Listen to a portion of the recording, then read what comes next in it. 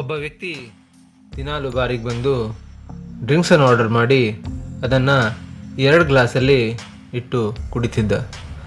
ಇದನ್ನು ನೋಡಿ ಕುತೂಹಲದಿಂದ ಒಂದ್ಸರಿ ವೇಟ್ರ್ ಕೇಳ್ತಾನೆ, ಸ್ವಾಮಿ ನೀವು ಡ್ರಿಂಕ್ಸನ್ನು 2 ಗ್ಲಾಸಲ್ಲಿ ಯಾಕೆ ಕುಡಿತೀರಿ? ಒಂದೇ ಗ್ಲಾಸಲ್ಲಿ ಕುಡಿಬೋದಲ್ವಾ? ಅದಕ್ಕೆ ಆ ವ್ಯಕ್ತಿ, ಮೊದಲು ನಾನು ನನ್ನ ಫ್ರೆಂಡು ಇಬ್ಬರು ಸೇರಿ ಎಣ್ಣೆ ಪಾರ್ಟಿ ಮಾಡ್ತಿದ್ವಿ. ಈಗ ಆತ ನನ್ನ ಜೊತೆ ಇಲ್ಲ, ಹಾಗಾಗಿ ಅವನ ನೆನಪಿಗೋಸ್ಕರ ನಂದು ಒಂದು ಗ್ಲಾಸು ಹಾಗೆ ನನ್ನ ಫ್ರೆಂಡಿನ ಒಂದು ಗ್ಲಾಸ್ ಅಂತ ಕುಡಿತಾ ಇದ್ದೇನೆ ಅಂತ ಹೇಳ್ತಾನೆ. ಇನ್ನೂ ಕೆಲವು ದಿನದ ನಂತರ ಆ ವೇಟರ್ ಗಮನಿಸ್ತಾನೆ, ಆ ವ್ಯಕ್ತಿ ಒಂದೇ ಗ್ಲಾಸಲ್ಲಿ ಎಣ್ಣೆನ ಕುಡಿತಾ ಇದ್ದ.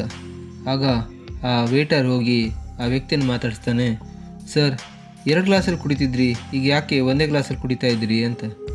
ಅದಕ್ಕೆ ಆ ವ್ಯಕ್ತಿ, ಇಲ್ಲಪ್ಪ ನೋಡು, ನನಗೆ ಸ್ವಲ್ಪ ಹೆಲ್ತ್ ಇಶ್ಯೂ ಇರೋದ್ರಿಂದ ಡಾಕ್ಟರು ಎಣ್ಣೆ ಕುಡಿಯೋದನ್ನು ಬಿಡ್ಲಿಕ್ಕೆ ಹೇಳಿದ್ದಾರೆ, ಹಾಗಾಗಿ ನಾನು ಎಣ್ಣೆ ಕುಡಿಯೋದನ್ನು ಬಿಟ್ಟಿದ್ದೇನೆ ಅಂತ ಹೇಳ್ತಾನೆ. ಅದಕ್ಕೆ ವೇಟರ್, ಮತ್ತೆ ನೀವು ಕುಡಿತಾನೆ ಇದ್ದೀರಲ್ವಾ ಅಂತ ಕೇಳ್ತಾನೆ.